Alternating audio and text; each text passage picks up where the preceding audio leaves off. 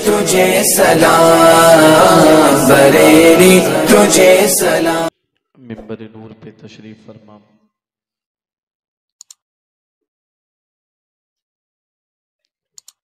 नाशरीन मसलके आला हजरत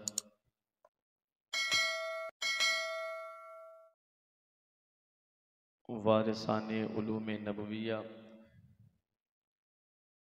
मुक़्तदर मुअक्कर उलमाए किराम शोराए ज़विल एहतराम नक़ीब अहले सुन्नत मोअज़्ज़ज़ सामिन किराम इस्लामी रिश्ते की माँ और बहनों, अस्सलामु अलैकुम व रहमतुल्लाहि व बरकातुहू। वालेकुम अस्सलाम व रहमतुल्लाहि व बरकातुहू। अल्हम्दुलिल्लाहि रब्बिल मशरिक़ैनि व रब्बिल मग़रिबैन वस्सलातु वस्सलामु अला सय्यदिल कौनैन व अला आलिहि व अस्हाबिहि फाज़ू फ़िद्दारैन। अम्मा बाद फ़अऊज़ु बिल्लाहि मिनश शैतानिर रजीम। बिस्मिल्लाहिर रहमानिर रहीम। क़ाल अल्लाहु तबारक व तआला फ़िल क़ुरआनिल मजीद वल फ़ुरक़ानिल हमीद।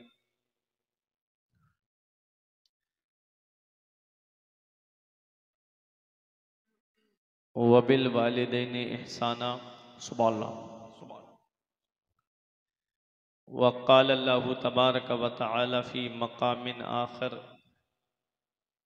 या अय्युहल्लज़ीना आमनू क़ू अन्फ़ुसकुम व अहलीकुम नारा आमन्तु बिल्लाह सदक़ल्लाहुल अज़ीम व सदक़ रसूलुहुन नबियुल अमीनुल करीम व नहनु अला ज़ालिका लमिनश शाहिदीन व शाकिरीन वल्हम्दुलिल्लाहि रब्बिल आलमीन। सरे शाम से लेकर अब तक ये प्रोग्राम बड़ी कामयाबी के साथ अपनी कामयाबी की मंजिल की तरफ रवा दवा है। आपने मुझसे कब्ल बेहतरीन अंदाज में नातो मनाक़िब के अशार मेरे अज़ीज़ दोस्त शायर अहले सुन्नत शायर इस्लाम भाई फैसल रब्बानी साहिब क़िबला से समाअत फरमाए और उनसे कब्ल शायर अहले सुन्नत कौसर व तस्नीम साहिबान से बेहतरीन अंदाज में नाते पाक को आपने समाअत किया और बड़ी मालूमाती तकरीर, नसीहत आमेज़ खिताब ख़तीब नौजवान मुबल्लिग़े इस्लाम हज़रत हाफिज़ व कारी शरीफ नवाज साहिब क़िबला से आपने समाअत किया। गाहे बगाहे नक़ीब अहले सुन्नत फ़ख्रे नक़ाबत भाई असरारुल क़ादरी इस्माइली साहिब क़िबला से आप निज़ामत के ज़रिए नाते पाक के अशार को समाअत करके अपने नामे आमाल में नेकियों का इजाफ़ा कर रहे हैं। मेरे हम नाम हज़रत हाफिज़ व कारी फ़ुरक़ान साहिब क़िबला ने अपने वालिदैन के ईसाले सवाब के लिए इस महफ़िल को मुनक्किद किया है। बेशक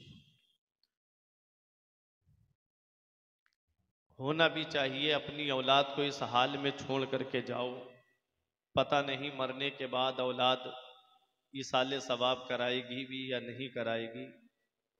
इस हाल में औलाद को छोड़ करके जाओ कि जब इधर जनाजा उठे तो वो बंटवारे की लड़ाई करते हुए नजर न आए, बल्कि सरहाने बैठ करके कुरान की तिलावत करते हुए नजर आए। सुभान अल्लाह। इस हाल में जब औलाद को छोड़ करके जाओगे, जब हाफिज या आलिम या कारी बना करके औलाद को जाओगे, तो कुछ भी हो जाए वो नमाज पढ़ के ये दुआ ज़रूर करेगी, रब्बनग़फ़िरली वले वालिदैया वलिल मुमिनीना यौम यक़ूमुल हिसाब। सुभान अल्लाह। कि ए अल्लाह मुझे बख्श दे, मेरे माँ बाप को बख्श दे और तमाम मोमिनीन को बख्श दे। बेशक सुभान तो अल्लाह। अपनी औलाद को वो हाफिज बना के गए, कारी बना के गए। और हाफिज का मकाम, कारी का मकाम क्या है, अगर वक्त मिला बीच में तो मैं आपको बताऊंगा। आज मेरा मौजू अज़मत वालिदैन है। बेशक जिन कब्रों को हम भूल गए उन कब्रों को याद कराना मेरा मकसद है। मेरी तकरीर में न कोई आपको लतीफ़ा मिलेगा, न कोई हंसी मजाक की बात मिलेगी, क्योंकि ये मिंबर रसूल है, ये मिंबर रसूल है और ये वारिसाने उलूम नबविया यहाँ बैठे हैं। अगर यहाँ से भी हम हंसी मजाक की बातें आपको करके सुना के घर भेज दें तो इसका हिसाब भी हमको क़यामत के दिन देना पड़ेगा। तो जब तक यहाँ बैठे बस अल्लाह और उसके रसूल की मोहब्बत में बेशक सुभान, ताकि ये बैठना क़यामत के दिन आपका काम आए। तो आइए उसूल व ज़ाब्ता के मुताबिक, रीति अनुसार के मुताबिक, अहले सुन्नत वल जमात के तरीक़े के मुताबिक सबसे पहले मुस्तफ़ा जान रहमत, शम्ए बज़्म हिदायत, नौ शहे बज़्म जन्नत, काबे के बदरुद्दुजा, तैबा के शम्सुद्दुहा, दाफ़े जुमला बला, शाफ़े रोज़े जज़ा, जिस नबी की अज़मत व शान को बयान करते हुए मेरा इमाम फरमाता है, सरवर कहूँ के मालिको मौला कहूँ तुझे, सरवर कहूँ के मालिको मौला कहूँ तुझे, बागे खलील का गुले ज़ेबा कहूँ तुझे, तेरे तो वस्फ़ ऐबे तनाही से है बरी, हैरा हूँ मेरे शाह में क्या क्या कहूँ तुझे, सुभान अल्लाह। आखिर रज़ा ने ख़त्म सुखन इस पे कर दिया, खालिक का बंदा खल्क का आका कहूँ तुझे। वो नबी जिनकी अजमत व शान को बयान करते हुए मेरे पीरो मुर्शिद हुजूर ताज शरिया फ़ख्रे अजहर फरमाते हैं, जहाँ में उनकी चलती है वो दम में क्या से क्या कर दें, जहाँ में उनकी चलती है वो दम में क्या से क्या कर दें, ज़मी को आसमां कर दें, सुरैया को सरा कर दें, फिज़ा में उड़ने वाले यूना इतराएं निदा कर दें, वो जब चाहें जिसे चाहें उसे फरमा रवा कर दें। तमाम लोग मोहब्बत व अकीदत के साथ गुंबद खजरा की जानिब लो लगाकर दुरूद पाक की डालियां मोहब्बत की थालियों में इस उम्मीद पे सजा कर पेश करें कि ज़माने से मुसलसल दर्द सुबह शाम मिलता है, दुरूद पाक पढ़ लीजिए बहुत आराम मिलता है। पढ़िए बाबा से बुलंद अल्लाहुम्मा सल्ली अला सय्यिदिना व मौलाना मुहम्मदिन व बारिक वसल्लिम सलातुम व सलामन अलैका या रसूल अल्लाह सल्लल्लाहु ताला अलैहि वसल्लम। एक शेर और पूरी तकरीर उसी के तनाजुर में कि तेरे आमाल ऐसे हो जहां में नाम हो जाए, तेरे आमाल ऐसे हो जहां में नाम हो जाए, तेरा हर लफ्ज उम्मत के लिए पैगाम हो जाए, बना किरदार को बेमिसल उस मंजिल पे पहुंचा दे कि तुझको गैर देखे कायले इस्लाम हो जाए, बना किरदार को बेमिसल उस मंजिल पे पहुंचा दे कि तुझको गैर देखे कायले इस्लाम हो जाए। और बुढ़ापा क्या जवानी क्या ये बचपन बांट लेते हैं, बुढ़ापा क्या जवानी क्या ये बचपन बांट लेते हैं, न होकर दिल में गुंजाइश तो आंगन बांट लेते हैं, नहीं मंजूर हिस्से में किसी बेटे को अपनी माँ मगर आपस में बूढ़ी माँ के कंगन बांट लेते हैं, नहीं मंजूर हिस्से में किसी बेटे को अपनी माँ मगर आपस में बूढ़ी माँ के कंगन बांट लेते हैं।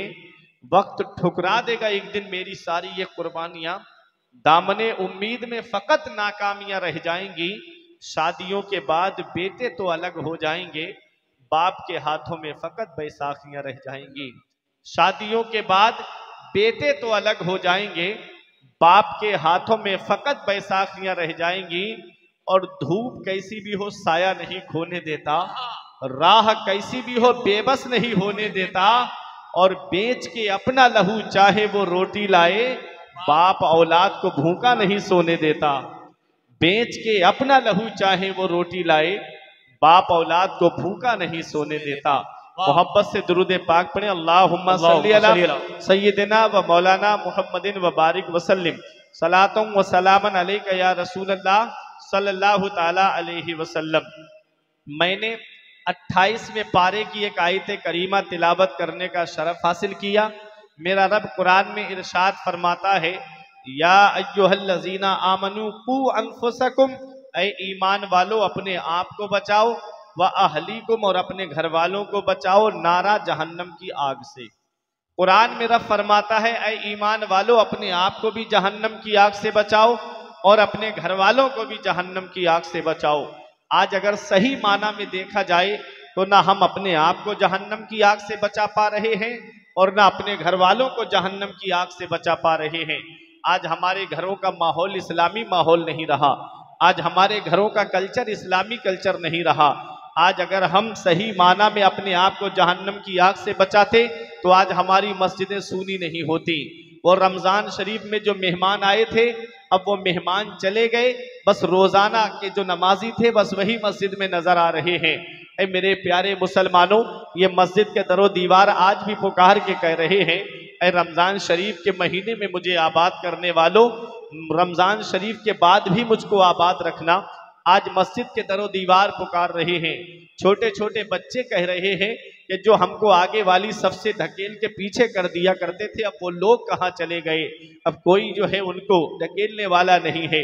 ऐ मेरे प्यारे मुसलमानों, मैं आपसे पूछना चाहता हूँ, आज क्या हम सही माना में अपने रब से डर रहे हैं? अभी पता चल जाए कि यहाँ पर चौराहे पे जगदीशपुर के पुलिस वाहन की चेकिंग कर रही है, वह पुलिस मोबाइल उसकी गाड़ी की या कार की चेकिंग कर रही है, तो आप घर से बिना हेलमेट के नहीं जाते हैं। पहले घर आएंगे, हेलमेट लेंगे, लगाएंगे, कागज लेंगे, तब जाकर के सामने से गुजरेंगे। अगर बेल्ट नहीं लगी है कार के अंदर तो आप देख करके उस महकमे के लोगों को बेल्ट लगाना शुरू कर देते हो। मतलब क्या है? ये एक इंसान है जो इंसान से इतना डर रहा है, ये एक बंदा है जो बंदे से इतना डर रहा है। हो सकता है आपकी गाड़ी का चालान ना कटे, हो सकता है कि वो लोग आपको छोड़ दें, हो सकता है कि उनकी नजर आप पे ना पड़े। एक बार मुझे अपने सीने पे हाथ रख के ये बता दो कि ये एक इंसान है जो इंसान से इतना डर रहा है। हो सकता है पुलिस महकमे के लोगों की नजर आप पे ना पड़े, आपकी गाड़ी का चालान ना कटे।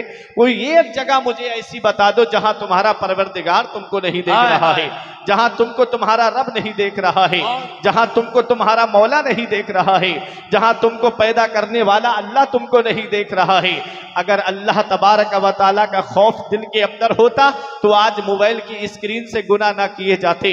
अगर अल्लाह का खौफ दिल के अंदर होता तो आज हमारी मस्जिदें सूनी नहीं होती। हमने सिनेमा हाल आबाद कर दिए।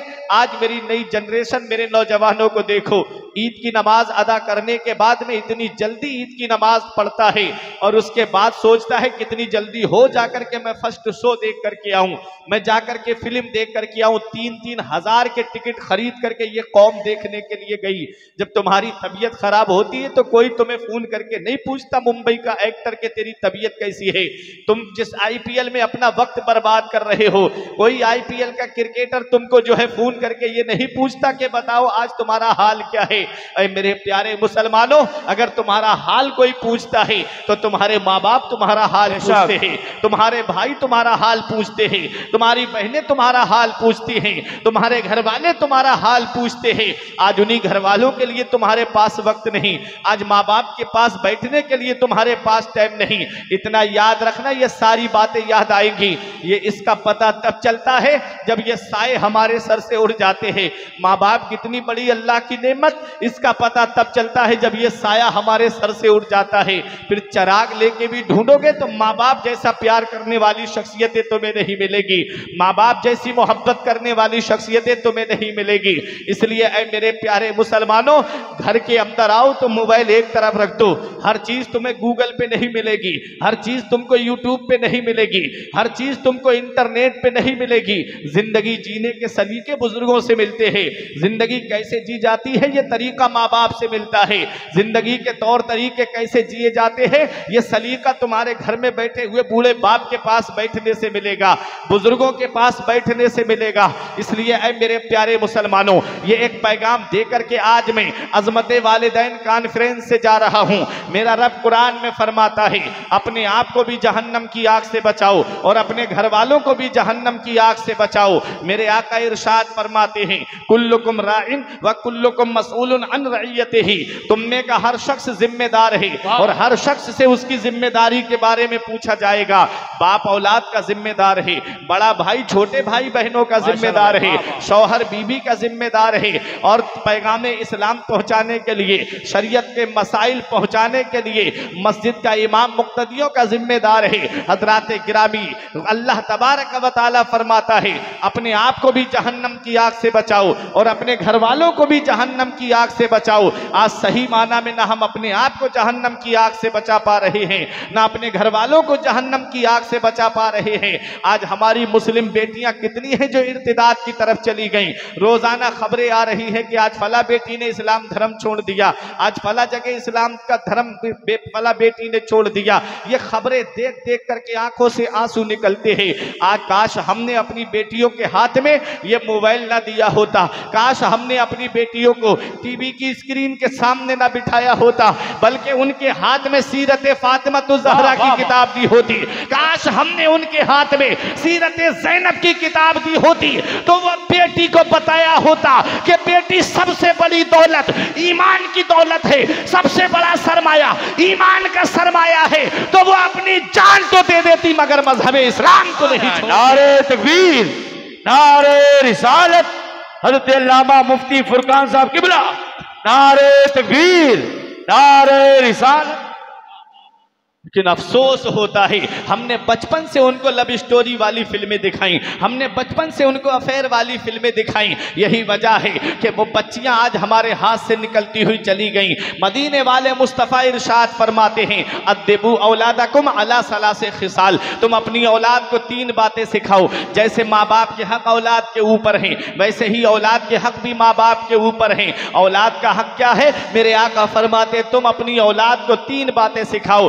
अद्दिबू औलादकुम अला सलासे खिसाल, अपनी औलाद को 3 बातें सिखाओ। हुब्बे नबीयकुम, उनके दिल में अपने नबी की मोहब्बत डाल दो, उनके दिल में अपने नबी का प्यार डाल दो, उनके दिल में अपने नबी की अकीदत डाल दो। बताओ क्या नबी की मोहब्बत जब वो 20 साल का हो जाएगा तब डाली जाएगी, जब वो 25 साल का हो जाएगा तब डाली जाएगी, जब वो 30 साल का हो जाएगा तब नबी की मोहब्बत डाली जाएगी? नहीं प्यारे मुसलमानों, जब बचपन में दस्तरखान पे वो बैठा हो तो कहो बेटा ये जो खाना मिल रहा है ये मदीने वाले मुस्तफ़ा के सदके में मिल रहा है, ये जो पानी पी रहे हो ये सदका मदीने वाले मुस्तफ़ा का है। बेटा ये जो आंखें तुम्हें मिली हैं ये नबी के सदके में मिली हैं, ये जो पैर तुमको सलामत मिले हैं ये नबी के सदके में मिले हैं। वो पूछेगा अब्बा नबी कौन है, तब बता देना कि नबी वो है सबसे औला व आला हमारा नबी, सबसे बाला व बाला हमारा नबी, अपने मौला का प्यारा हमारा नबी, दोनों आलम का दूल्हा हमारा नबी। कौन देता है? देने को मुंह चाहिए, देने वाला है सच्चा हमारा नबी।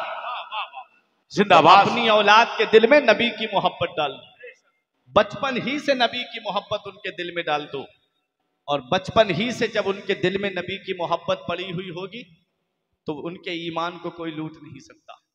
कैसा भी हवा का झोंका क्यों ना आ जाए उसके ईमान को हिला नहीं सकता। आज यूनिवर्सिटी में कॉलेजों के अंदर ईमान के लुटेरे बैठे हुए हैं। अपने बच्चों को ऐसी तालीम दे करके भेजो कि कोई उनके ईमान को लूट ना पाए। ऐसी ऐसी तंजीमें चल रही हैं, तहरीकें चल रही हैं। कॉलेज के अंदर अगर बच्चे को कुरान और हदीस का इल्म नहीं दिया तो ईमान बचाना मुश्किल हो जाएगा। बचपन ही से जो है उनके दिल में नबी की मोहब्बत डाल दो, बचपन ही से उनके दिल में नबी का प्यार डाल दो, और जिनके दिल में नबी की मोहब्बत होती है कोई उनके ईमान को हिला नहीं सकता। एक वाक़या मैं आपको सुनाता हूँ।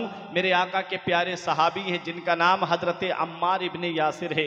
जब कलमा पढ़ लिया मुसलमान हो गए तो कुफ़ारे मक्का ने इनको जलती हुई आग के अंदर डाल दिया। जब आग के अंदर जा रहे थे तो आका गुजर रहे थे, अर्ज किया या रसूल अल्लाह उन्जुर हालना, या रसूल अल्लाह मेरा हाल देखिए। आका ने देखा, दस्ते मुबारक दुआ के लिए उठ गई, या नारो कोनी बर्दों व सलामन अला अम्मार कमा कुंते अला इब्राहिम, ए आग मेरे अम्मार पे वैसी ही ठंडी और सलामती वाली हो जा जैसी हजरत इब्राहिम पे ठंडी और सलामती वाली हो गई थी। आग ठंडी हो जाती है, हजरत अम्मार को जला नहीं पाती है। आप आग से बाहर निकले, कुफ़ारे मक्का के सारे हरबे फेल हो गए तो आकर के लालच दिया और कहा, ए अम्मार इब्ने यासिर तुम जितनी दौलत कहोगे लाके तुम्हारे कदमों में रख देते हैं, तुम जिस कबीले की लड़की से कहोगे वहां से तुम्हारी शादी करा देते हैं, तुम जिस कबीले की सरदारी चाहते हो तुम्हें सरदार बना देते हैं। बस एक शर्त है, नबी की मोहब्बत दिल से निकाल दो, नबी का प्यार दिल से निकाल दो, नबी से मोहब्बत करना छोड़ दो। मोहब्बत हो तो ऐसी हो,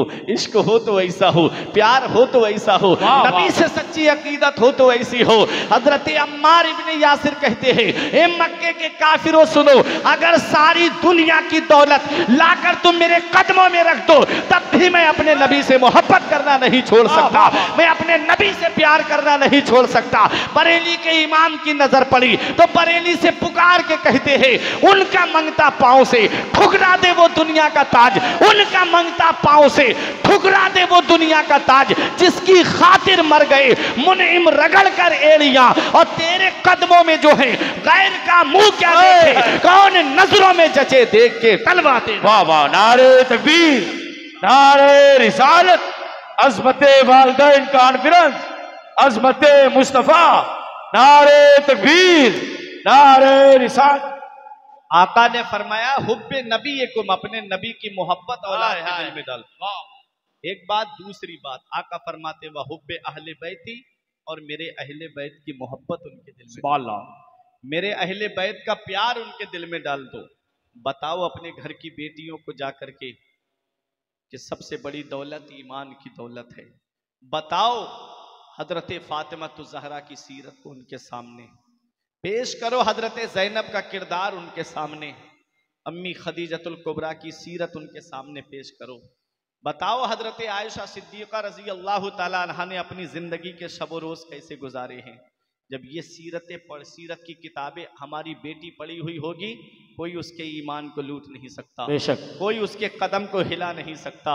हमने हजरत फातिमा की सीरत की किताब न दे करके उसके हाथ में मोबाइल दे दिया, हमने सीरत ज़ैनब की किताब न दे के उसके हाथ में मोबाइल दे दिया, टीवी का रिमोट दे दिया। बाप भी बैठा है, भाई भी बैठा है, सब बैठ करके फिल्में देख रहे हैं। क्यों ना हमारे घर के हालात बिगड़ते नजर आए, हमने नबी की शरीयत को घर से निकाल दिया। यही वजह है कि जगह जगह आज मुसलमानों को सताया जा रहा है। वो मुअज़्ज़ज़ थे ज़माने में मुसलमान होकर, और हम ख्वार हुए तारिक कुरान होकर। दरसे कुरान ना अगर हमने भुलाया होता, ये ज़माना ना ज़माने ने दिखाया होता। हमें करनी है शहंशाह बतहा की रजा जोई, वो अपने हो गए तो रहमते परवरदिगार अपनी, तरीक़े मुस्तफ़ा को छोड़ना है वजह बर्बादी, इसी से कौम दुनिया में हुई बेइक़्तिदार अपनी। ऐ मेरे प्यारे मुसलमानों, अपने घरों का माहौल इस्लामी माहौल बनाओ, अपने घरों का कल्चर इस्लामी कल्चर बनाओ। दो बातें हो गई, आका ने क्या फरमाया था, अपनी औलाद को तीन बातें सिखाओ। उनके दिल में नबी की मोहब्बत डाल दो, उनके दिल में मेरे अहले बैत की मोहब्बत डाल दो, और तीसरी बात आका फरमाते हैं वह क़िराअतिल कुरान, और अपनी औलाद को कुरान पढ़ना सिखाओ। वाह, क्या फरमाया मेरे आका ने, अपनी औलाद को कुरान पढ़ना सिखाओ। ये वाजिब है। अगर आपने औलाद को कुरान की तालीम न दिला करके उसको स्कूल में भेजा, कॉलेज में भेजा और मदरसे का रुख नहीं कराया, इमाम गजाली फरमाते हैं कि ऐसी औलाद क़यामत के दिन आएगी जिसे कुरान की तालीम नहीं दी माँ बाप ने, वो अपने बाप को खींच के लाएगी रब की बारगाह में औलाद, और कहेगी मौला मेरा बाप मुझे भूखा रखता ये गवारा था, मेरा बाप मुझे प्यासा रखता ये गवारा था, मेरा बाप मुझे नंगा रखता ये भी गवारा था। इसने कुरान की तालीम मुझे नहीं दिलाई, जिसकी वजह से मैं ना हलाल जान सका, ना हराम जान सका, ना मैं जन्नत और दोज़ख को पहचान सका, ना अजाब को जान सका। इसलिए मेरे मौला आज मैं जहन्नम में तनहा नहीं जाऊंगा, अपने बाप को साथ में लेकर के जाऊंगा। दौलत औलाद के लिए जमा करके गए, पैसा औलाद के लिए जमा करके गए, आला डिग्रियां औलाद को दिला करके गए, वही औलाद जहन्नम में ले जाने का जरिया बन गई। क्या अच्छा होता पहले इसे मदरसा भेजते, कुरान पढ़ाते, कुरान की तालीम दिलाते, फिर उसके बाद चाहे डॉक्टर बनाते या इंजीनियर बनाते, फिर इसके बाद जो भी तालीम आप चाहते वो तालीम अपने बेटे को दिलाते, तो यही बेटा जो है क़यामत के दिन तुम्हारे लिए बख्शिश का जरिया बन जाता। वो आप देखे तो सही, औलाद को दीनी तालीम दिलाओ, अपनी औलाद को कुरान की तालीम, हदीस की तालीम दिलाओ। मदरसे जो आज सूने पड़े हुए हैं, फजर की नमाज में बच्चे को भेजो और कहो बेटा फजर की नमाज के बाद इमाम साहब के पास बैठ करके कुरान की तिलावत करना है, वहाँ पर कुरान पढ़ना है बेटा, तुझे कुरान सीखना है। बच्चे को फिर उसके बाद स्कूल भेजो तो दीनी तालीम भी उसके पास होगी, दुनियावी तालीम भी उसके पास होगी, और जब दीनी तालीम होगी तो कोई उसके ईमान को हिला नहीं सकता। हज़रात गिरामी, ये मैंने हदीस पाक पढ़ी, मेरे आका ने फरमाया कि तीन बातें अपनी औलाद को सिखाओ। उनके दिल में नबी की मोहब्बत डालो, मेरे अहले बैत की मोहब्बत उनके दिल में डालो, और अपनी औलाद को कुरान पढ़ना सिखाओ। हजरात, जब औलाद कुरान पढ़ी हुई होगी तो माँ बाप के लिए बख्शिश की दुआ करेगी। औलाद जब कुरान पढ़ी हुई होगी तो माँ बाप के लिए मगफिरत की दुआ करेगी। माँ बाप के हुकूक में से एक हक ये भी है, आला हजरत फरमाते हैं कि माँ बाप के हुकूक में से एक हक ये भी है कि जब उनका इंतकाल हो जाए तो औलाद अपने माँ बाप के लिए बख्शिश की दुआ करती है। सुभान अल्लाह, सुभान अल्लाह। कौन सी औलाद दुआ करेगी? वो औलाद जिसे तुमने कॉलेज का रुख कराया, या वो औलाद दुआ करेगी जिसको तुमने मदरसे का रुख कराया है, जिसे कुरान की तालीम दिलाई, जिसे हदीस की तालीम दिलाई। वो औलाद अपने माँ बाप के लिए बख्शिश की दुआ करेगी। और जन्नत में अलग अलग दर्जे हैं, जन्नत में अलग अलग दर्जे हैं। आम मोमिनीन का दर्जा अलग है, खास मोमिनीन का दर्जा अलग है, मुत्तकियों का दर्जा अलग है, मुसल्लीन का दर्जा अलग है, उन्हीं में अब्दाल का दर्जा अलग है, अख्ताब का दर्जा अलग है, औताद का दर्जा अलग है, अफराद का दर्जा अलग है, इमामान का दर्जा अलग है, कुतुब का दर्जा अलग है, गौस का दर्जा अलग है, अइम्मा मुज्तहिदीन के अलग अलग दर्जे हैं, सहाबा के अलग अलग दर्जे हैं। तमाम सहाबा में सबसे बुलंद वाला दर्जा हजरत अबू बकर सिद्दीक का है। हजरात, बताना मकसद ये है कि एक आम मोमिन अपने दर्जे से ऊपर दर्जे में पहुंच जाएगा। वो रब की बारगाह में अर्ज करेगा, मौला मैंने तो कोई ऐसा अमल भी नहीं किया है, फिर मेरा प्रमोशन कैसे हो गया, मुझे नीचे वाले दर्जे से ऊपर दर्जे में कैसे भेज दिया गया। वो अर्ज करेगा, हदीस पाक के अल्फाज हैं, या रब्बे ऐना ली हाजा, ए मेरे परवरदिगार ये मेरा दर्जा कैसे बुलंद हो गया। तो रब की बारगाह से जवाब मिलेगा, बे इस्तिगफार वलदे का लक, तेरे बेटे के तेरे लिए मगफिरत की दुआ करने की वजह से मिला है। सुभान अल्लाह। तेरे बेटे के तेरे लिए मगफिरत की दुआ करने की वजह से ये दर्जा मिला है। तो वो वहां है और औलाद यहां दुआ कर रही है, अल्लाह ताला वहां उनके दर्जे को बुलंद माशाअल्लाह। और तफसीर कबीर के अंदर इमाम राजी ने हजरत ईसा अलैहि सलाम का एक वाकया लिखते हुए कहा था कि जब ईसा अलैहि सलाम गुजरे तो एक कब्र के अंदर अजाब हो रहा था, कुछ दिन के बाद वापस आए तो उस कब्र के अंदर जो है वो रहमत व अनवार की बारिश हो रही है, कब्र जन्नत के बागों में से एक बाग बन गई। तो अर्ज किया, पैगंबर थे, अल्लाह के नबी थे, रसूल थे, अर्ज किया, मौला गया था तो अजाब हो रहा था, वापस आया हूं तो जन्नत के बागों में से एक बाग इसकी कब्र बन गई, ऐसा कौन सा अमल इसने कर दिया। तो रब की रहमतों ने जवाब दिया, मेरे पैगंबर जब ये मरा था तो बहुत बड़ा गुनाहगार था, इसको इसके गुनाहों की सजा मिल रही थी। ये अपनी बीवी की गोद में एक बच्चा छोड़ के आया था और ये कह के आया था कि मेरे बेटे को दीनी तालीम सिखाना। आज उसकी माँ एक आलिम के पास लेकर के गई और उन आलिम साहब ने इसको अल्लाह का नाम सिखाया। वो मेरा नाम जमीन पे ले रहा था, मैंने उसके बाप को यहाँ बख्श दिया।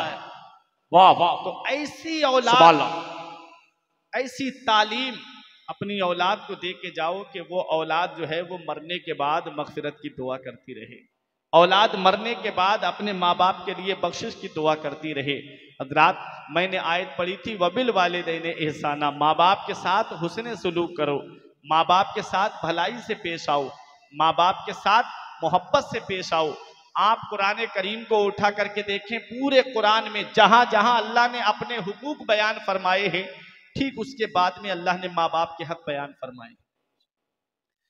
क्योंकि हुकूकुल्लाह अदा करने के बाद हुकूकुल इबाद में दो हक हैं, एक अल्लाह का हक है, दूसरा बंदे का हक है। तो अल्लाह के हक अदा करने के बाद बंदे के हुकूक में सबसे बड़ा हक यह है कि माँ बाप के साथ भलाई की जाए, माँ बाप के साथ हुस्न सलूक किया जाए। माँ बाप के साथ हुस्न सलूक करने का मतलब क्या है? वो कई तरीके हैं माँ बाप के साथ हुस्न सलूक करने के। अगर माँ बाप को खर्चे की ज़रूरत है तो उनको खर्चा दो, माँ बाप से कोई मोहब्बत से बात करो, माँ बाप से प्यार से बात करो, उनको उफ तक ना कहो।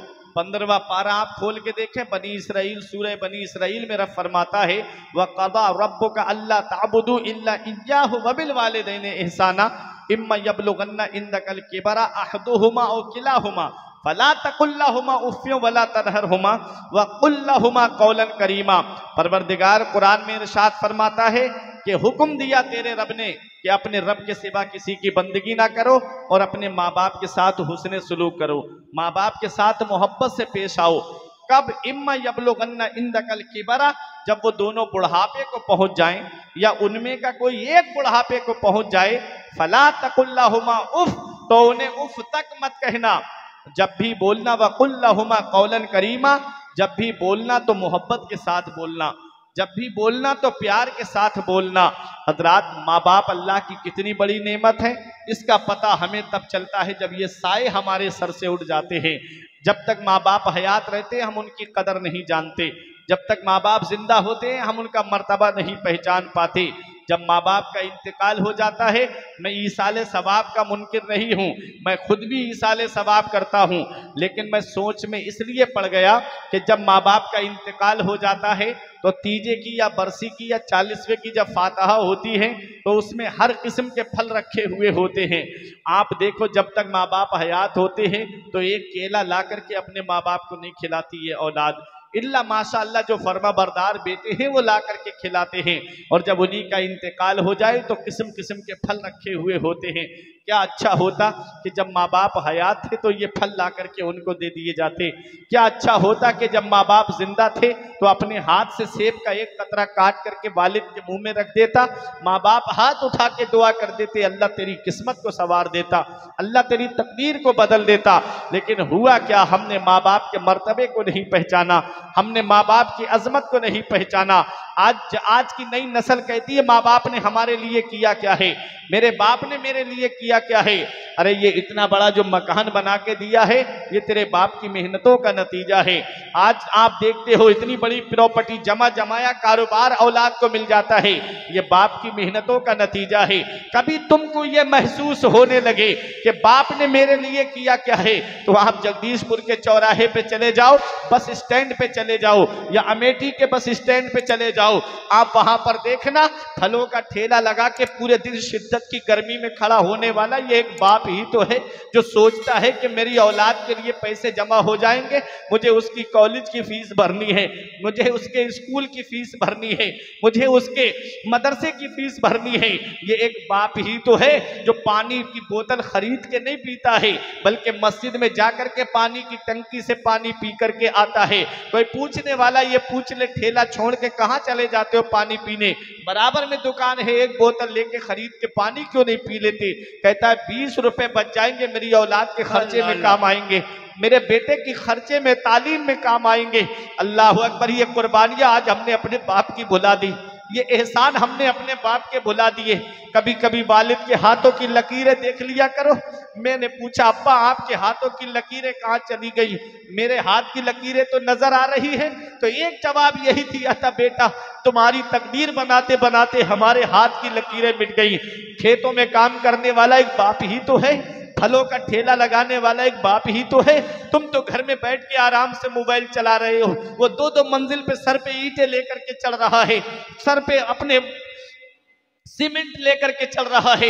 ये एक बाप ही तो है जो सोचता है थोड़े पैसे जमा कर लूंगा, मुझे मेरे बेटे के खर्चे में काम आएंगे। ईद के दिन तुम्हारे बच्चे शॉपिंग मॉल से कपड़े खरीदे, ईद के मौके पे बच्चे बेहतरीन शोरूम से कपड़े खरीद के लाए, और माँ बाप पुराने कपड़े पहन करके ईद की नमाज अदा करके अल्लाह का शुक्र अदा करे। बाप ईद की नमाज अदा करके अल्लाह का शुक्र अदा करे। क्या इसी दिन के लिए माँ बाप औलाद को जवान करते हैं? क्या इसी दिन के लिए माँ बाप ने औलाद को पाला था कि जब बुढ़ापे की दहलीज पे वो पहुंच जाए, उन्हें औलाद के सहारे की जरूरत पड़े, तब ये औलाद जो है वो माँ बाप का बिस्तर घर से बाहर कर दे। खुद के कमरे में एसी लगा हुआ है, खुद के कमरे में कूलर भी चल रहा है, गर्मियों में ठंडक हवा का इंतजाम है, जाड़ों में गर्म हीटर का इंतजाम है, और माँ बाप है कि हाथ वाले पंखे से हवा करके अपनी जिंदगी गुजार रहे। माँ बाप तीनों में रह करके अपने शब रोज गुजार रहे, लेकिन अपनी औलाद के लिए बद्दुआ नहीं करते, कभी अपनी औलाद को बद्दुआ नहीं देते। कौन सा मुंह लेके जाओगे महबूबे दावर के सामने, कौन सा चेहरा लेके जाओगे शाफ़े महशर के सामने। मदीने वाले मुस्तफ़ा ने आमीन कहा है और दुआ हजरत जिब्राइल अलैहिस्सलाम ने की है। बताओ, दुआ करने वाला फरिश्तों का सरदार हो और आमीन कहने वाला तमाम नबियों का सरदार हो, बताओ क्या वो दुआ कबूल हुई होगी कि नहीं कबूल हुई होगी? यकीनन वो दुआ कबूल हुई है। मेरे प्यारे मुसलमानों, मेरे आका की दुआ की शान ये है कि इधर दस्ते मुबारक उठते हैं, उधर बाबे इजाबत कबूलियत के लिए आगे बढ़ जाता है। मेरा ईमान पुकार के कहता है, इजाबत का सेहरा, इनायत का जोड़ा दुल्हन बन के निकली, दुआए मोहम्मद इजाबत ने झुककर गले से लगाया बड़ी नाज से जब दुआए मोहम्मद। नारे तकबीर, नारे रिसालत, अजमत वालदैन कानफिरन, सरकार की अजमत, नारे तकबीर, नारे रिसालत। मेरे आका मस्जिद नबवी में तशरीफ लाए। आपने देखा होगा मस्जिद नबवी शरीफ के अंदर जब मेरे आका तशरीफ लाए, मस्जिदों में आप गए होंगे, आपने जो मिंबर देखा होगा उसमें 3 जीने होते हैं, अक्सर 3 जीने होते हैं। मेरे आका पहली सीढ़ी पे कदम रखते हैं, आमीन कहते हैं।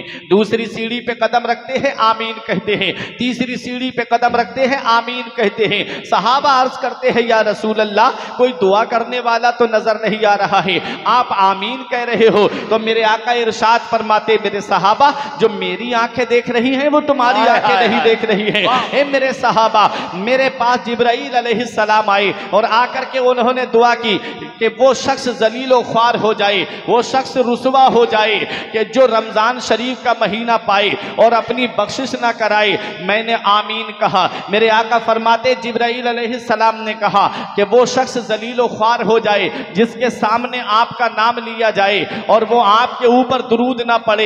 इसलिए जब जब अपने आका का नाम सुनो, क्या मोहम्मद सल्लल्लाहु ताला अलैहि वसल्लम, जब जब मेरे आका का नाम सुनो तो सल्लल्लाहु अलैहि वसल्लम पढ़ा करो, ये वाजिब है। हज़रात गिरामी, मेरे आका हुजूर सल्लल्लाहु अलैहि वसल्लम ने आमीन कहा। मेरे आका फरमाते हैं, जिब्राईल अलैहिस्सलाम ने कहा, वो शख्स जलीलो ख्वार हो जाए कि जो अपने माँ बाप को बुढ़ापे के आलम में पाए और अपना दाखिला जन्नत में ना कराए। मेरे आका ने आमीन कहा। पता चला माँ बाप जब बुढ़ापे की दहलीज पे पहुंच जाते हैं तो वो औलाद के जन्नत में दाखिल होने का जरिया बन जाते हैं। माँ बाप अपनी औलाद के लिए हर वक्त दुआ करते रहते हैं। माँ बाप ही तो है कि जिनकी नजरें दरवाजे पे लगी रहती है। बेटा बाहर चला जाए, माँ को नींद नहीं आती, फोन करके पूछती है, मेरे लाल कहाँ चले गए, अभी तक घर पे नहीं आए। बेटा गुस्से में जब फोन काट के ये कहता है कि क्या माँ मुझे परेशान करती रहती है, मेरे दोस्त हैं, मेरे भी साथी हैं, मैं उनके साथ घूम रहा हूं, आइंदा मुझको फोन मत करना। आज जिस माँ का फोन तुमको अच्छा नहीं लगता, आज जिस माँ का तुमसे बात करना अच्छा नहीं लगता, एक दिन आएगा कि ये फोन की आवाज नजर नहीं आएगी, एक दिन आएगा कि तुझे कोई फोन करने वाला भी नहीं होगा। मैं अपने बारे में आपको बताता हूं, अभी मेरे वालिद साहब का इंतकाल 4 से 5 महीने पहले हुआ। तारीख बताती है, मैं आपको सच्चाई बता रहा हूं। जब तक वालिद साहब हयात थे, जिस जलसे में जाता रोजाना शाम को फोन आता था कि बेटा आज कहाँ पहुंच गए, मेरे लाल आज कहाँ पर हो, घर पे कब आओगे। आज कई कई दिन गुजर जाते, हफ्ते हो जाते, कोई पूछने वाला तक नहीं है कि बेटा आज कहाँ पहुंचे हो, आज कब घर पे वापस आ रहे हो। ये बाप है जिसकी नजरें दरवाजे पे लगी रहती है, ये माँ है जिसकी निगाहें दरवाजे पे टिकी रहती है कि मेरी औलाद बाहर गई है तो घर पे आएगी। बार बार फोन करके माँ पूछती है, बेटा घर पे कब आओगे। बार बार बाप बिस्तर पे करवटें बदल के पूछता है कि अभी तक बेटा आया है कि नहीं आया है। और बेटा है कि दोस्तों के साथ घूमता फिर रहा है, उसके पास इतना वक्त नहीं कि माँ बाप के पास बैठ करके 4 बातें कर ले, इतना वक्त नहीं कि बाप के पैर दबा करके उनकी खिदमत कर ले। मेरे आका हुजूर सल्लल्लाहु अलैहि वसल्लम के प्यारे दीवानों, ये माँ बाप अल्लाह की इतनी बड़ी नेमत है, पता तब चलता है ना जब ये साए सर से उड़ जाते हैं। फिर हम चिराग लेके ढूंढते फिरते हैं कि माँ बाप जैसी मोहब्बत करने वाला कोई हमको मिल जाए। आज जिस दौर में हम जी रहे हैं, ये मिलावट का दौर कहा जाता है।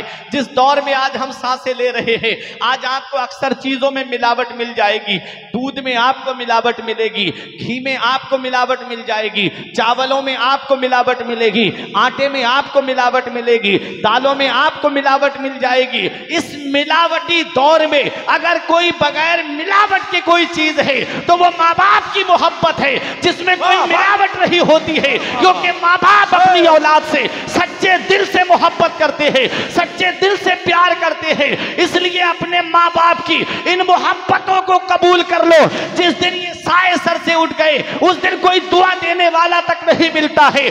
कितनी परेशानियां अल्लाह माँ बाप की दुआओं के सदके में टाल देता है। मेरे आका इरशाद फरमाते हैं, जिसके माँ बाप औलाद के लिए हाथ उठा के दुआ कर दे, अल्लाह ताला माँ बाप की दुआ को बनी इसराइल के नबियों के दर्जे में कबूल फरमाता है।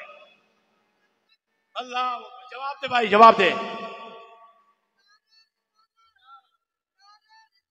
या रसूलल्लाह जिंदाबाद, जिंदाबाद, जिंदाबाद।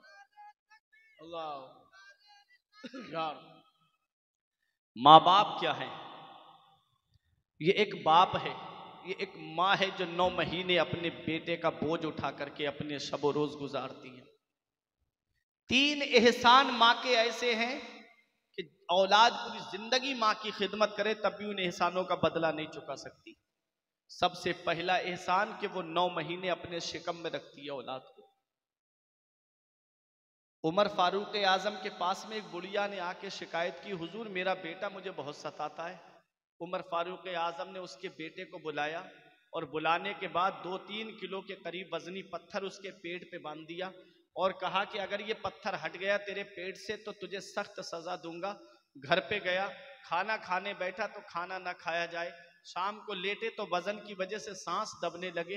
परेशान हो गया, माँ से कहा अम्मी तू लेकर के चल मुझे उमर फारूक आजम के पास, ये पत्थर मेरे पेट से हटवा दे।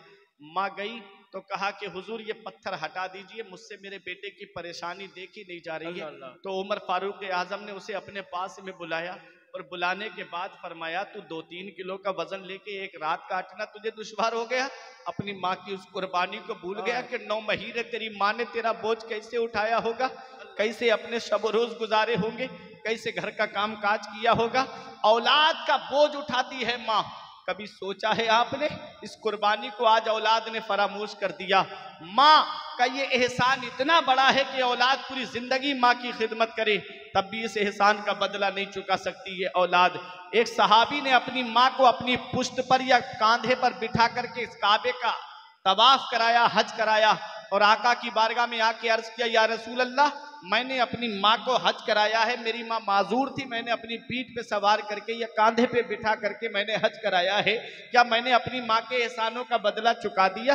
तो आका इरशाद फरमाते तेरी पैदाइश के वक्त जो तेरी माँ को दर्द के झटके उठे थे उन झटकों में से एक झटके का तुमने अभी बदला नहीं चुकाया है। औलाद पूरी जिंदगी माँ की खिदमत करे, बाप की खिदमत करे तब भी उनके एहसानों का बदला नहीं चुका सकती। माँ बाप अगरचे जालिम हो तब भी उनके साथ हुस्न सुलूक करने का हुक्म मदीने वाले मुस्तफ़ा ने दिया है। आज औलाद कहती है मेरे बाप मुझे समझते ही नहीं है, मेरे वालिद जो है वो मुझसे मोहब्बत ही नहीं करते। तुझे क्या पता तेरा वालिद तुझसे कितनी मोहब्बत करता है, तुझे क्या पता कि माँ तेरी तुझसे कितनी मोहब्बत करती है। ऐ मेरे प्यारे मुसलमानों, ये माँ है जिसके एहसानों का बदला औलाद नहीं चुका सकती। माँ का सबसे बड़ा एहसान कि वो 9 महीने अपने शिकम में रखती है। दूसरा एहसान यह है कि वो औलाद को जन्म देती है। औलाद जब माँ के शिकम में होती है उस वक्त औरत को कितनी परेशानियों का सामना करना पड़ता है। ये शादीशुदा अफराद बहुत बखूबी जानते हैं कि इस हालत में जब औरत होती है तो कभी बीपी लो हो जाता है, कभी बीपी तेज हो जाता है, कभी बुखार की शिद्दत होती है, कभी पैर में दर्द होना शुरू, कभी कमर में दर्द होना शुरू। कितनी परेशानियों का सामना माँ करती है और एक बार अपनी औलाद का चेहरा देखती है तो माँ सारी परेशानियां भूल जाती है। औलाद को जब जन्म देती है कितनी तकलीफें औरत को बर्दाश्त करना पड़ती है, लेकिन उसके बावजूद एक बार अपने बेटे का चेहरा देखा माँ ने, सारी परेशानियां भूल गई, सारी कुल्फतें भूल गई, सारी दर्द की तकलीफ को उसने फरामोश कर दिया। मेरा बेटा सलामत है तो मुझे कोई तकलीफ नहीं। वही औलाद जवान हुई, माँ का बिस्तर घर से बाहर निकाल दिया। वही औलाद जवान हुई, माँ बाप को टीनों में रहने पे मजबूर कर दिया। ए मेरे प्यारे मुसलमानों, माँ का तीसरा एहसान ये है कि माँ 2 साल तक अपना खूने जिगर औलाद को दूध की शक्ल में पिलाती है। ये 3 एहसान ऐसे हैं माँ के कि औलाद पूरी जिंदगी माँ की खिदमत करे तब भी इन एहसानों का बदला नहीं चुका सकती। मेरे आका इरशाद फरमाते हैं जिससे उसके माँ बाप राजी हैं उससे अल्लाह राजी है, उसका रसूल राजी है, और जिससे माँ बाप नाराज हैं उससे ना अल्लाह राजी है ना अल्लाह का रसूल राजी है। ऐ मेरे प्यारे मुसलमानों, मेरे आका फरमाते हैं बाप जन्नत के दरवाजों में से बेहतरीन दरवाजा है, चाहो तो उस दरवाजे को बरकरार रखो, चाहो तो उस दरवाजे को ज़ाय कर दो। क्या मतलब यह है कि अगर उनकी खिदमत करोगे अल्लाह ताला जन्नत अता फरमाएगा, अगर उनकी नाफरमानी की अल्लाह जहन्नम में डालेगा। आओ मदीने वाले मुस्तफ़ा की बारगाह में चलो। मेरे आका की बारगाह में एक सहाबी आए और कहां से, यमन से आए थे, नौजवान सहाबी थे। आकर के कहते या रसूल अल्लाह मैं यमन से आया हूं, मेरे आका अब मैं वापस अपने यहां नहीं जाऊंगा, अब मैं यमन वापस लौट के जाना नहीं चाहता। मदीने वाले मुस्तफ़ा ने इरशाद फरमाया, हदीस पाक के अल्फाज हैं, हल लका अबवाया, क्या तेरे माँ बाप जिंदा हैं, क्या माँ बाप हयात हैं? अर्ज किया हाँ या रसूल अल्लाह, मेरे माँ बाप जिंदा हैं।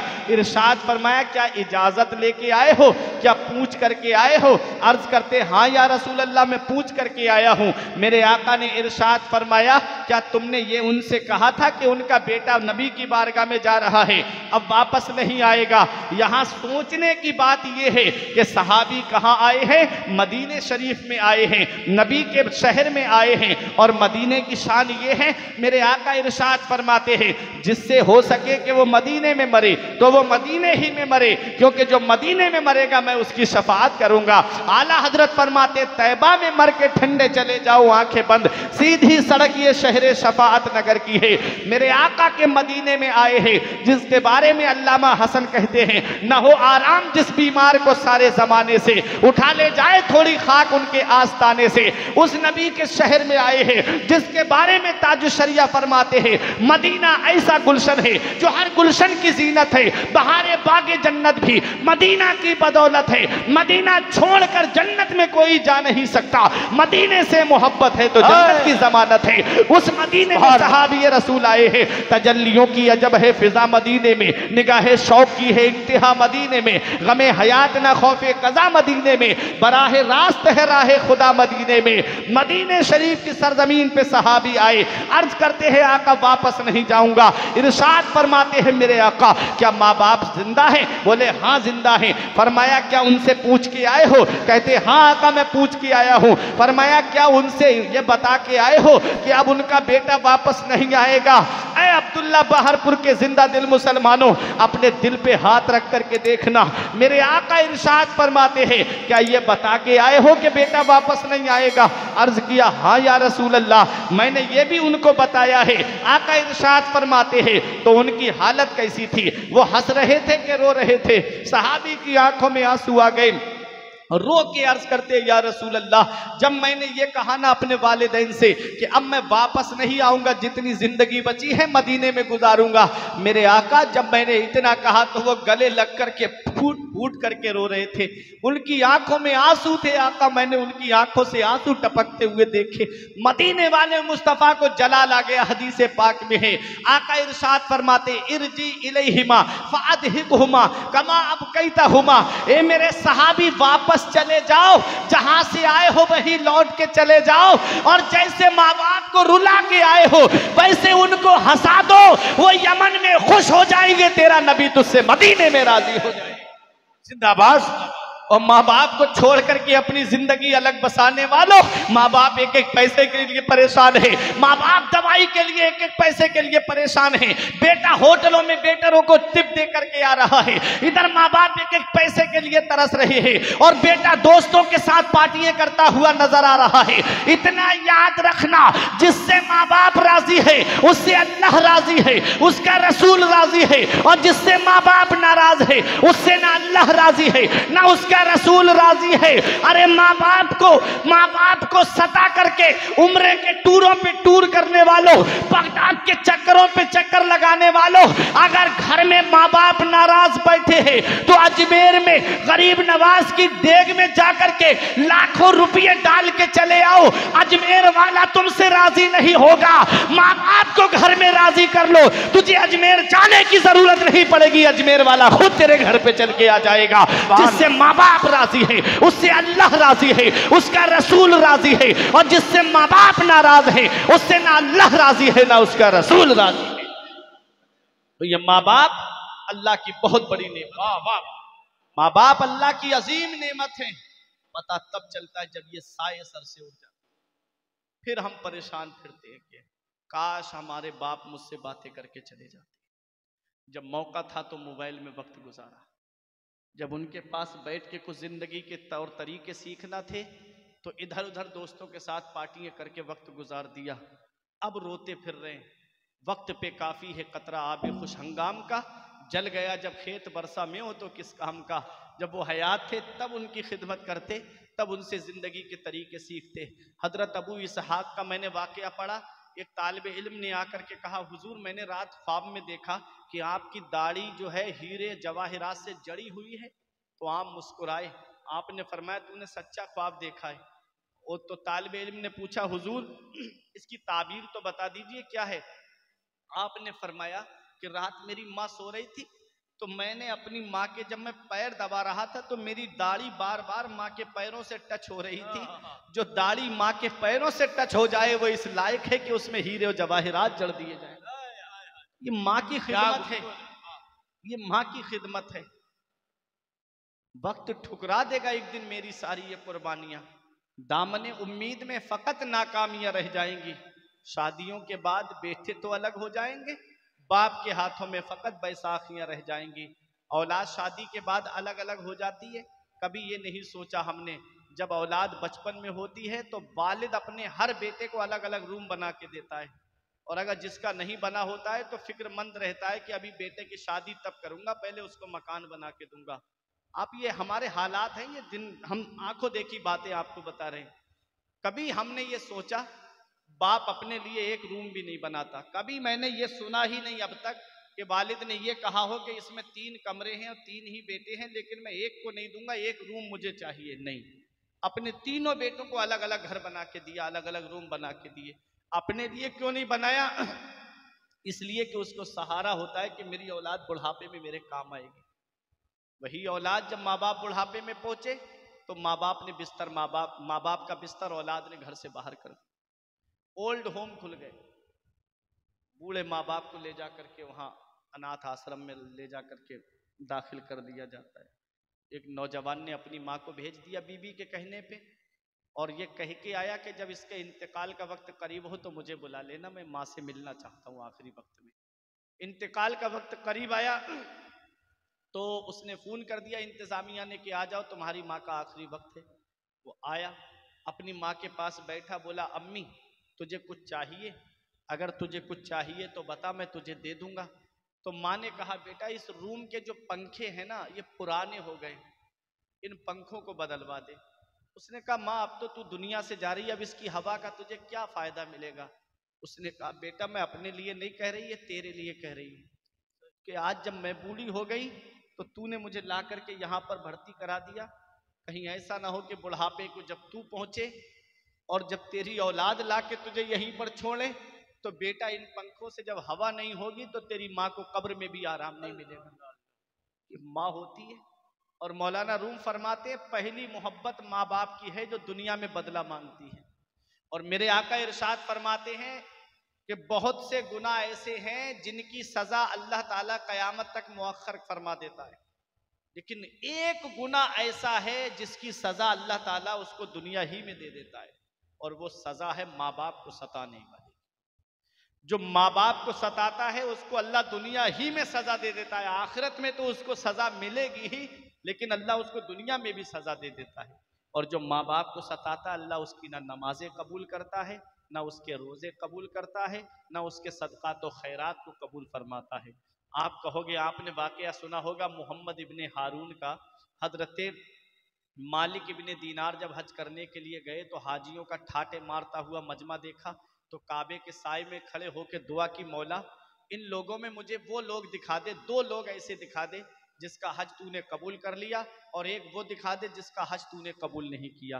तो आपको नींद आ गई तो 2 चेहरे, पहले उस शख्स को दिखाया गया कि जिसका हज अल्लाह तबारक व तआला ने कबूल फरमा लिया, और दूसरा उस शख्स का चेहरा दिखाया गया कि जिसका हज अल्लाह ने कबूल नहीं किया, और उसका नाम मोहम्मद इब्ने हारून था और वो बल्ख का रहने वाला था।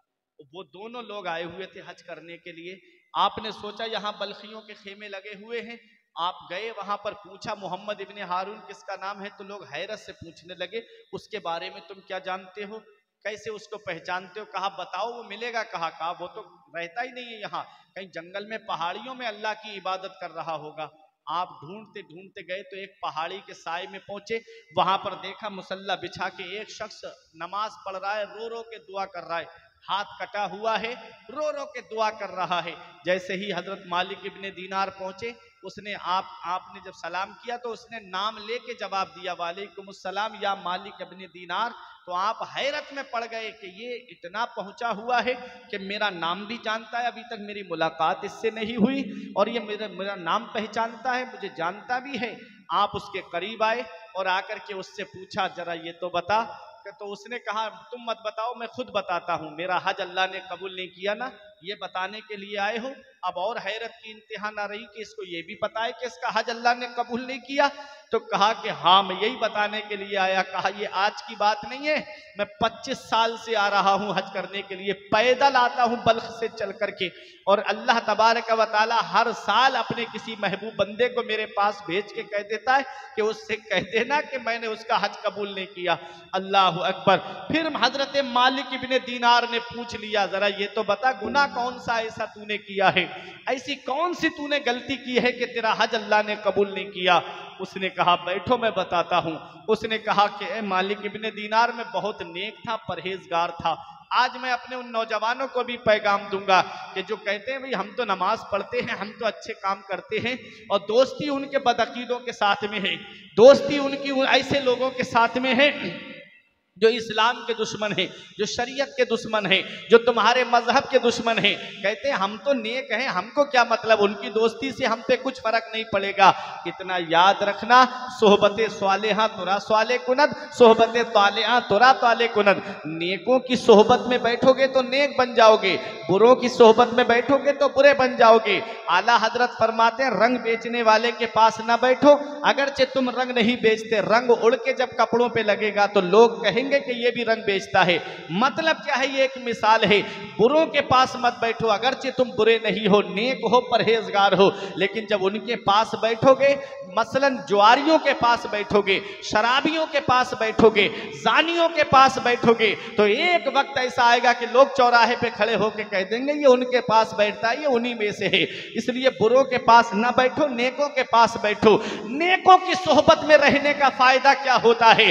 शेख सादी फरमाते हैं मैंने गुलाब के पौधे को देखा, एक गुलाब का पौधा लगा हुआ है, वहां की मिट्टी से खुशबू आ रही थी। शेख सादी फरमाते हैं मैंने मिट्टी से पूछा ए मिट्टी जरा ये तो बता तेरे अंदर से गुलाब की खुशबू कैसी आ रही है? तो मिट्टी ने जवाब दिया मेरी सोहबत को देख, मैं चंद दिन गुलाब की सोहबत में रही हूं, इसलिए मेरे अंदर से भी गुलाब की खुशबू आ रही है। ऐ मेरे प्यारे मुसलमानों, बुरों के पास मत बैठो, शराबियों के पास मत बैठो, जानियों के पास मत बैठो, झूठ बोलने वालों के पास मत बैठो, धोखा देने वालों के पास मत बैठो, धोखाधड़ी करने वालों के पास मत बैठो।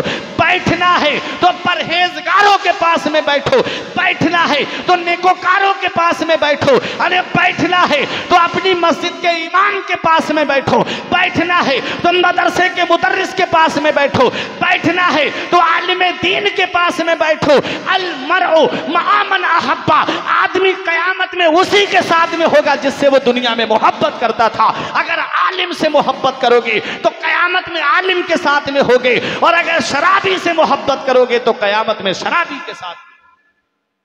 इसलिए अपनी आखिरत को संवारो। दुनिया चंद दिन की है, हमेशा रहने के लिए हम दुनिया में नहीं आए हैं। अभी तुमने देखा नहीं, चंद साल गुजरे ना, कोरोना काल में हमने अपनी आंखों से एक एक घर में 3-3 जनाजे पड़े हुए देखे। बाप का जनाजा अलग रखा है, बेटों के जनाजे अलग रखे। वो जिनके पास दौलत का अंबार था, बड़े बड़े नेता, वो जिनके पास इतनी प्रॉपर्टी कि वो चाहे तो पूरा हॉस्पिटल खड़े खड़े खरीद लें, लेकिन तारीख बताती है कि उनको वेंटिलेटर पे लेटने तक की जगह नहीं मिली। ऑक्सीजन के लिए तड़प तड़प के दुनिया से चले गए। कोई रक्शे में ऑक्सीजन चढ़वा रहा है, कोई तांगे में लेट के ऑक्सीजन चढ़वा रहा है, कोई गली में ऐसे ही बोतल लगा करके ऑक्सीजन चढ़ रहा है उसकी। आपने देखा नहीं, इन्ना बत्शा रब्बे का लशदीद, तेरे रब की पकड़ बहुत सख्त है। जब अल्लाह पकड़ता है तो कोई छुड़ाने वाला नहीं मिलता। आज हमारे आमाल खराब हो गए। मैं जब भी कहता हूँ या अल्लाह मेरा हाल देख, हुक्म होता है अपना नामे आमाल देख। आज हमारे नामे आमाल में कोई ऐसी नेकी नहीं है जिसपे सीना तान के हम ये कह दे कि हम जन्नत में जाएंगे। तुम क्या समझते हो जन्नत मिलना इतना आसान है? तुम क्या समझते हो जन्नत उठा के ऐसे ही हाथ में तुम्हारे रख के दे दी जाएगी? हम हसिब्तुम अन तदखुलुल जन्नता, मेरा रब फरमाता है क्या तुम ये गुमान करे बैठे हो कि जन्नत तुमको इतनी आसानी से मिल जाएगी? अरे जन्नत मिलना अगर इतना आसान होता तो अपने वक्त के उस्मान गनी को देखो, जिन्हें दुनिया में जन्नती होने की बशारत मिली, जिनके बारे में आया है कि गज़वाए तबूक के मौके पे जब अपना माल राहे खुदा में खर्च किया तो आका ने हाथ उठा के दुआ की, मौला मेरा उस्मान आज के बाद जो भी करे उससे कोई मुआखजा ना हो, कोई पूछगछ ना हो। वो उस्मान गनी जिनके लिए आका ने दुआ की कि मेरा उस्मान नफल ना भी पढ़े तब भी उसके लिए काफ़ी है। और ये मकाम हजरत उस्मान गनी को मिला कि नबी की 2 शहजादियाँ उनके निकाह में आई, उन्हें ज़ुन्नुरैन कहा जाता है। आला हजरत फरमाते नूर की सरकार से पाया दुशाला नूर का, ओ मुबारक तुमको ज़ुन्नुरैन जोड़ा नूर का।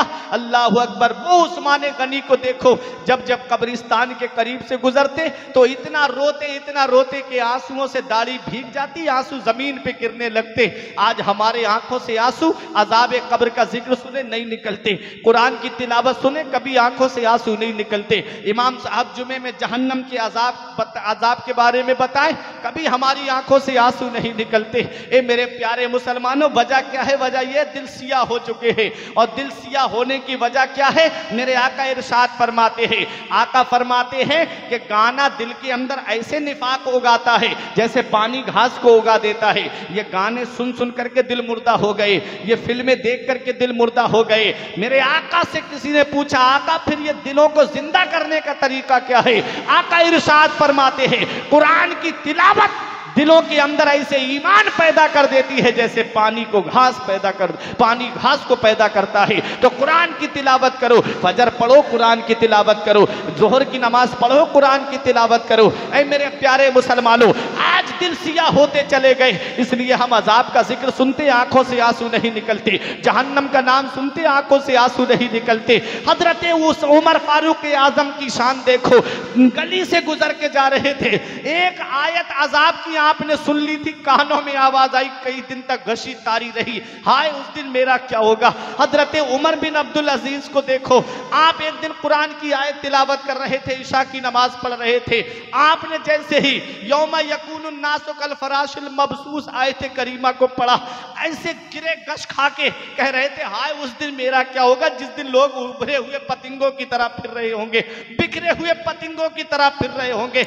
उमर बिन अब्दुल अजीज अपने वक्त का जहां से मुजद्दिदियत का सिलसिला चला है, जहां जो मुजद्दिद है, सबसे पहले मुजद्दिद का नाम हजरत उमर बिन अब्दुल अजीज है। हजरत गिरामी हिशाम बिन अब्दुल मलिक से, हिशाम बिन अब्दुल मलिक जो उससे किसी ने हजरत उमर बिन अब्दुल अजीज के बेटे से पूछा, हिशाम बिन अब्दुल मलिक अपनी औलाद के लिए 1-1 हजार या 10-10 हजार दिरहम छोड़ के गया, तुम्हारे बाप ने तुम्हारे लिए कुछ नहीं छोड़ा।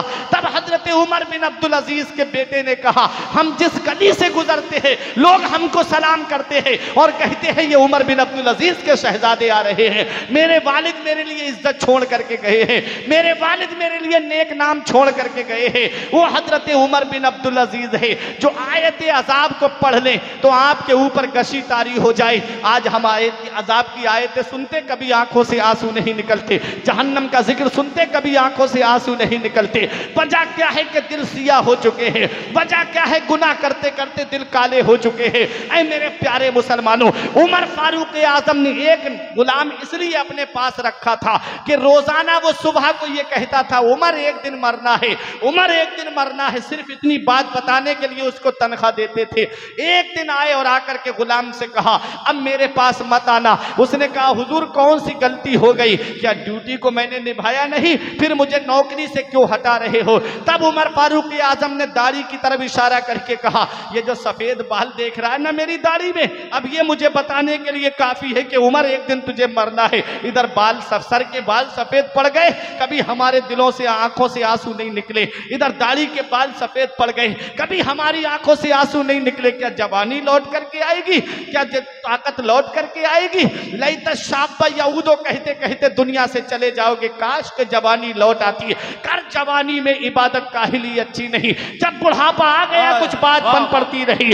आगाह अपनी मौत से कोई बशर नहीं, सामान 100 बरस का है पल की खबर नहीं। कुरान कहता है अलहाकुमुत तकासुर हत्ता ज़ुरतुमुल मकाबिर, माल की ज्यादा तलबी ने तुमको गाफिल रखा, माल की कसरत ने तुमको गाफिल रखा। 1 लाख हो गए 2 लाख हो जाएं, 2 लाख हो गए 3 लाख हो जाएं, 5 लाख हो गए 10 लाख हो जाएं, बस कस हवस बढ़ती चली गई, ख्वाहिशें बढ़ती चली गई। आका इरशाद फरमाते हैं, इंसान की ख्वाहिश का पेट कभी नहीं भरता है, उसका पेट कब्रिस्तान की मिट्टी भरती है। ये ख्वाहिश का पेट कभी नहीं भरता, उसका पेट कब्रिस्तान की मिट्टी भरती है। कभी दौलत पे घमंड आने लगे, कभी पैसे पे घमंड आने लगे, कभी बिल्डिंगों पे फख्र होने लगे, कभी पेटों की नौकरी पे तकब्बुर आने लगे। तो एक चक्कर कब्रिस्तान का लगा लिया करो, वहां तुमसे ज्यादा दौलत वाले लेते हैं, वहां तुमसे ज्यादा पैसे वाले लेते हैं, वहां तुमसे ज्यादा सरमाए वाले लेते हैं। वो जिनकी नाक पे कभी मक्खी नहीं बैठती थी, उनके जिस्म की हड्डियों को जमीन ने गला सड़ा करके एक तरफ कर दिया। आज उनकी कब्रों के नामो निशान तक बाकी नहीं रहे। इसलिए घमंड किस बात पे है, तकब्बुर किस बात पे है? मरने के बाद कब्र के अंदर जाना है। फर्क दुनिया ही में है सिर्फ गदा और शह का, एक ही कब्र है दोनों की जमीन के नीचे।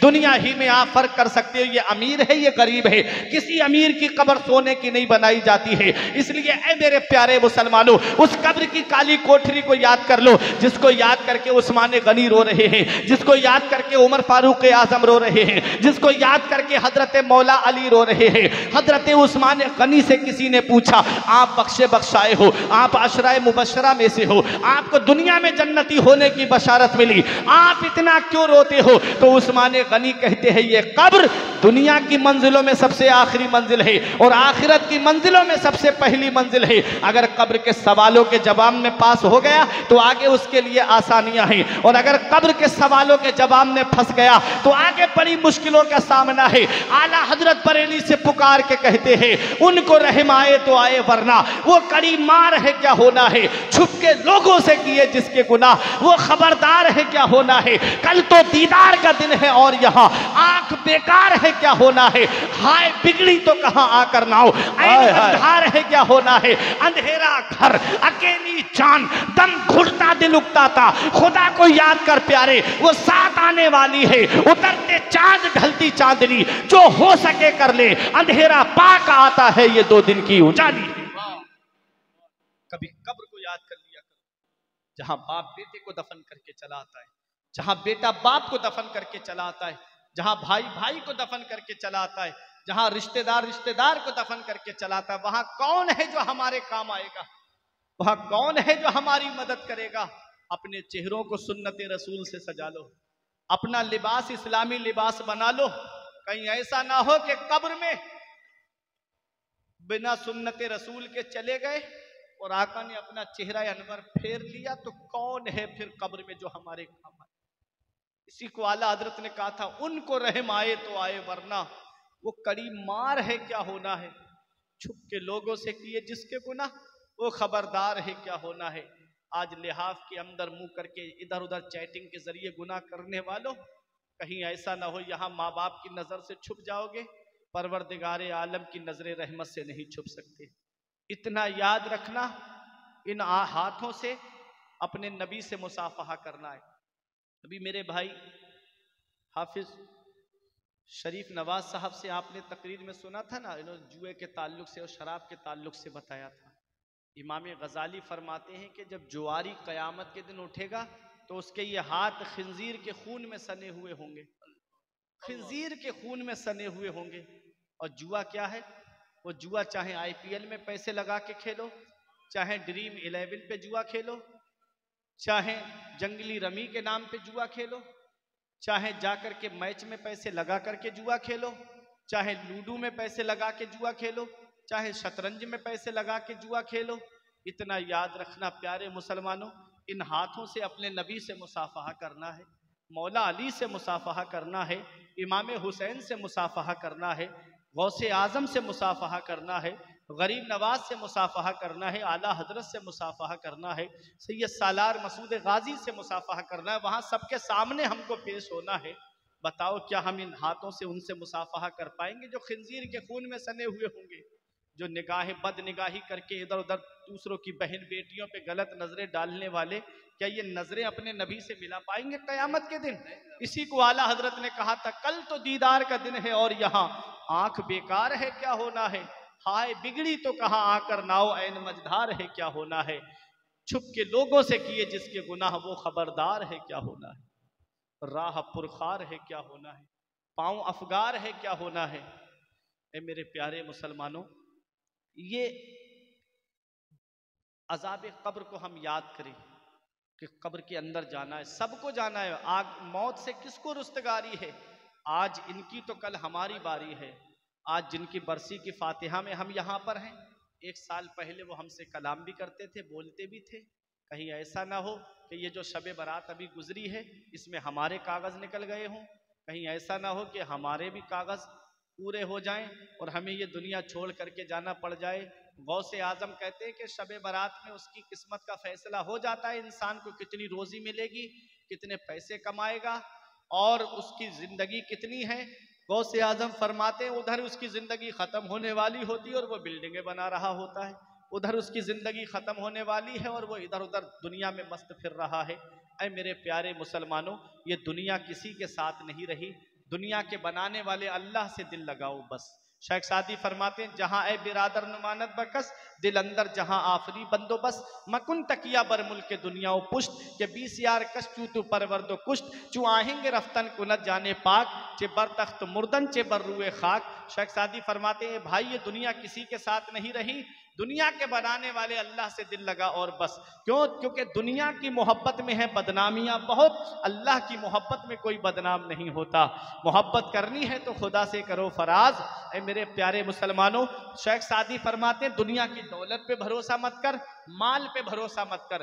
क्यों? क्योंकि दौलत जब तक सांस है तब तक फायदा उठा सकते हो, जैसे ही सांस बदन से निकली माल की खासियत है कूद के दूसरे की झोली में चला जाता है, फिर उसका बंटवारा हो जाता है। तो माल काम नहीं आता है, दौलत काम नहीं आती है।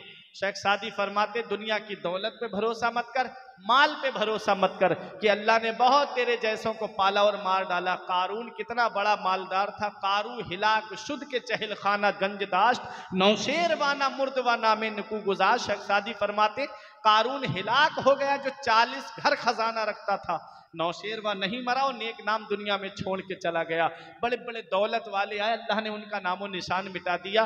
बड़े बड़े सितवत वाले दबदबे वाले आए, फिरौन का नाम अल्लाह ने मिटा दिया, नमरूद का नाम अल्लाह ने मिटा दिया, शद्दाद का नाम अल्लाह ने मिटा दिया, अबू जहल और यजीद को अल्लाह ने मिटा दिया। तो आप सोचो बड़े से बड़ा जालिम मिट गया, तुम अपने रब की जात पे भरोसा रखो। रब फरमाता है कुलिल्लाहुम्मा मालिकल मुल्क तुतिल मुल्का मन तशाउ व तंजिउल मुल्का मिम्मन तशाउ व तुइज्जु मन तशाउ व तुजिल्लु मन तशा बियदिकल खैर इन्नका अला कुल्लि शैइन कदीर। सारे बादशाहों का बादशाह अल्लाह है, अल्लाह जिसे चाहता है उसे बादशाह बना देता है, अल्लाह जिससे चाहता है उससे बादशाह छीन लेता है, अल्लाह जिसे चाहता है उसे इज्जत अता फरमाता है, अल्लाह जिसे चाहता है उसे जलील कर देता है। सब अल्लाह के दस्ते कुदरत में है। तो उस रब की बारगाह में झुको, उस रब की बारगाह में आ जाओ और अपने रब की बारगाह में झुकते रहोगे। जो रब की बारगाह में झुकता है वो दुनिया में किसी के सामने नहीं झुकता है, और जो रब की बारगाह में नहीं झुकता है फिर वो सबके सामने झुकता नजर आता।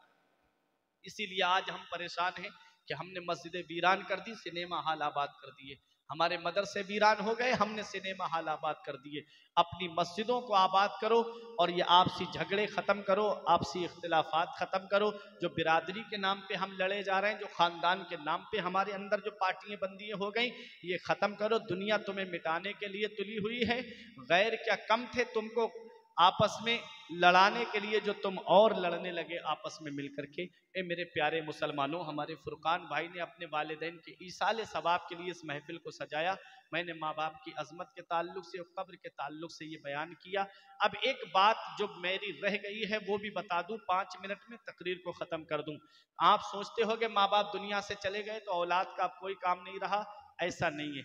मेरे आका इरशाद फरमाते हैं कि अगर माँ बाप का इंतकाल हो जाए या उनमें से किसी एक का इंतकाल हो जाए और जुमे के दिन माँ बाप में से किसी की कब्र की जियारत कर ले, तो ऐसा है जैसे उनकी हयात में उसने जियारत की।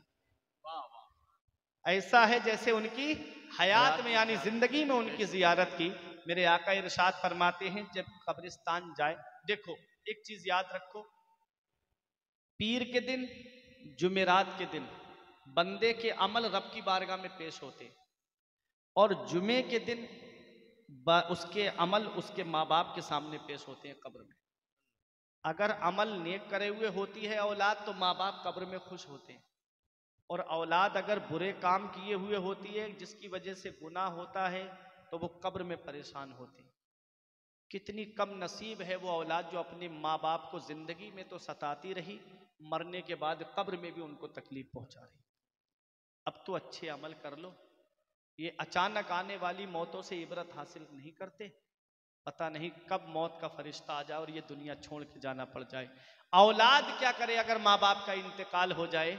मेरे आका फरमाते हैं, मन दखलल मकाबिरा फक़रा सूरत यासीन खफ़फ़ल्लाहु अन्हुम। मेरे आका फरमाते हैं, जो कब्रिस्तान जाए और एक मर्तबा सूरह यासीन शरीफ की तिलावत कर दे तो अल्लाह तबारक व तआला कब्रिस्तान के मुर्दों के अजाब में कमी कर देता है और पढ़ने वाले को तादाद के बराबर सवाब अता फरमाता है। सुभान अल्लाह। मोहब्बत से बोलो सुभान अल्लाह। एक मर्तबा सूरह यासीन शरीफ पढ़ने में कितना वक्त लगेगा? 5 रुकू हैं 10 मिनट, और बहुत स्लो पढ़ने वाला है तो 20 मिनट। जिस माँ बाप ने पूरी जिंदगी हमारे नाम कर दी, क्या हम उनके लिए 10 मिनट या 20 मिनट निकाल के उनकी कब्र पे यासीन शरीफ नहीं पढ़ सकते? क्या उनकी कब्र पे बैठ करके कुरान की तिलावत नहीं कर सकते? और कुरान शरीफ की जब तिलावत करे, कब्रिस्तान जाए तो सूरह यासीन शरीफ की तिलावत थोड़ी आवाज़ निकाल करके करे। ये नहीं कि बुलंद आवाज़ से करे, हल्की आवाज़ निकाल करके कुरान की तिलावत करे। कुरान की तिलावत सुन करके उनको कब्र में आराम मिलेगा। और सूरह यासीन शरीफ में जितने हर्फ हैं, हर हर्फ के बदले अल्लाह ताला इसके नाम आमाल में नेकियों का इजाफा फरमाएगा। और कब्रिस्तान के मुर्दों को जो अजाब हो रहा है, अल्लाह उनके अजाब में कमी कर देगा। इतना वक्त नहीं है तुम्हारे पास में, तो मेरे आका फरमाते हैं, जो कब्रिस्तान जाए एक मर्तबा सूरह फातिहा और 11 मर्तबा सूरह इखलास यानी कुल वल्लाहु अहद और एक मर्तबा अल हाकुमुत तकासुर हत्ता ज़ुरतुमुल मकाबिर पूरी सूरत पढ़ कर के कब्रिस्तान के मुर्दों के लिए सवाब को नजर कर दे, तो जितने मुर्दे हैं कब्रिस्तान में वो सब उसके लिए मगफिरत की दुआ करेंगे। कितना सवाब है। अपने अजीज जो दुनिया से चले गए उनकी कब्र पे जाया करो और जाकर के वहाँ कुरान की तिलावत किया करो। सूरह फातिहा हर मुसलमान को याद होगी, कुल वल्लाह शरीफ हर मुसलमान को याद होगी। कुछ नहीं तो एक मर्तबा सूरह फातिहा और 11 मर्तबा कुल वल्लाह शरीफ पढ़ के ही इसाले सवाब कर दो, तो अल्लाह ताला उनके गुनाहों को बख्श देगा और तुमको भी कुरान शरीफ पढ़ने का सवाब अता फरमाएगा। मैंने आयत पढ़ी, ऐ ईमान वालों अपने आप को जहन्नम की आग से बचाओ और अपने घर वालों को जहन्नम की आग से बचाओ। परवरदिगार आलम की बारगाह में दुआ है, मेरे कुछ अर्ज करने में सबकत लिसानी की वजह से या बतकाज़ा बशरियत कोई गलती हुई हो, मौला मुझे माफ़ फरमाए। अस्तगफिरुल्लाह रब्बी मिन कुल्ले ज़ंबि व अतूबु इलैह। कलमा तय्यब पढ़ ले मेरे साथ मिलके, ला इलाहा इल्लल्लाहु मुहम्मदुर रसूलुल्लाह सल्लल्लाहु ताला अलैहि वसल्लम। ये एक पैगाम है, ये ज़िंदगी सवार, ये दिलशाद कीजिए, लम्हात ज़िंदगी के ना बर्बाद कीजिए। जब मकसद हयात इबादत खुदा की है, पढ़िए नमाज, मस्जिद आबाद कीजिए। सभी के सामने एक दिन ज़रूर आता है, ये हुस्न फ़ानी है लेकिन गुरूर आता है। किसी क्रीम से पाउडर से कुछ नहीं होता, नमाज पढ़ने से चेहरे पे नूर आता है। रही कली तो फूल खिलेंगे, जिंदगी बाकी रही तो फिर मिलेंगे। अस्सलाम वालेकुम।